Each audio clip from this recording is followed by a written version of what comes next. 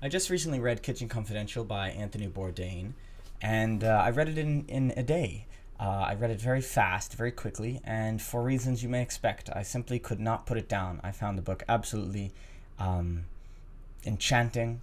It felt like I was just teleporting to a different place and experiencing a life that has forever been parallel to me, yet has to this point been fully unexamined, unexplored, and maybe for a good reason, which is something that I think is rare for books to do. It's even rarer for a nonfiction book to do, and yet it did so, I think, in such a beautiful description and yet very economic in length, which I think can also be a problem, particularly with these memoirs, which have a tendency to verge on self-indulgency.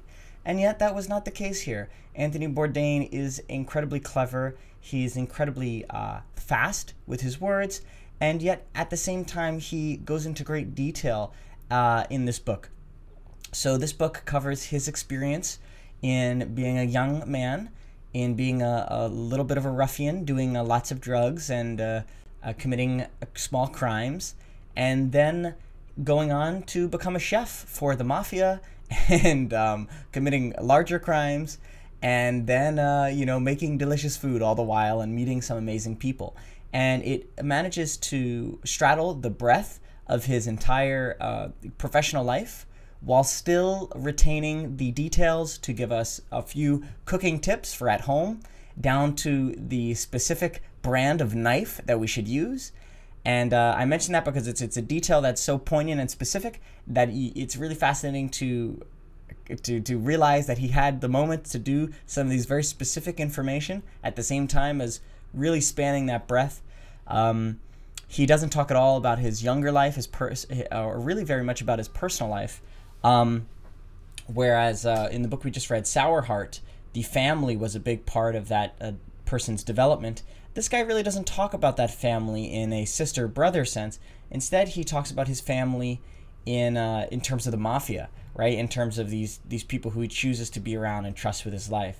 There is many parallels made in this book to that of being a war general, but I think I think he thinks of himself as a army general. However, and though he does allude to this a little bit, he has a much greater resemblance to a captain of a pirate ship.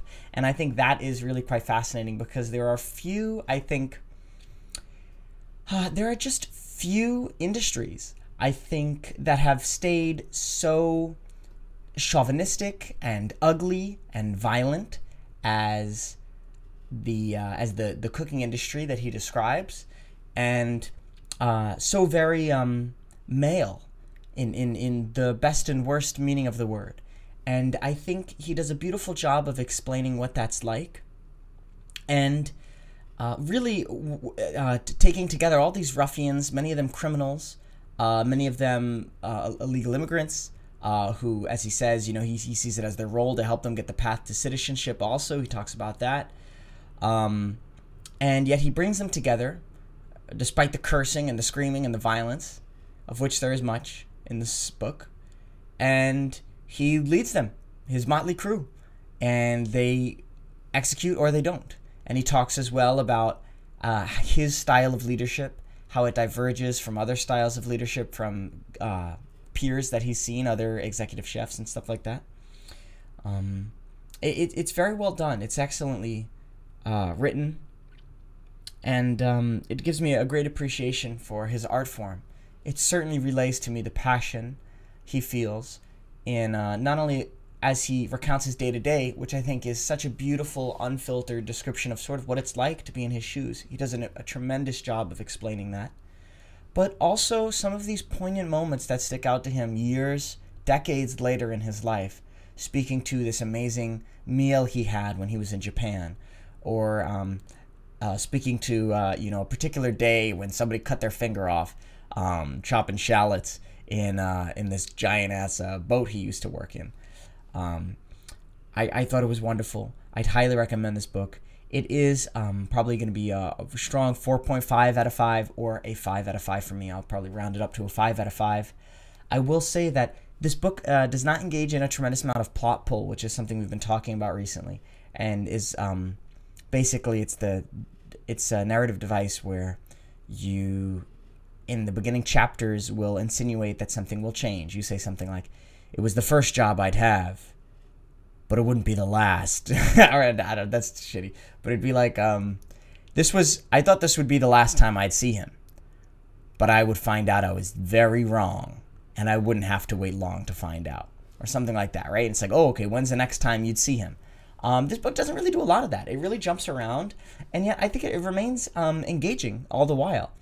I don't know what it is. I mean, if this is his debut book, I have to say he's a tremendous writer, and he's taken the time to really equip himself with an excellent editor, because the book is incredibly economic, and I think that is a great reason why I'm going to rate it so highly. Because if you want a picture of what it's like in this man's world, I think he presents it so succinctly and with such great clarity.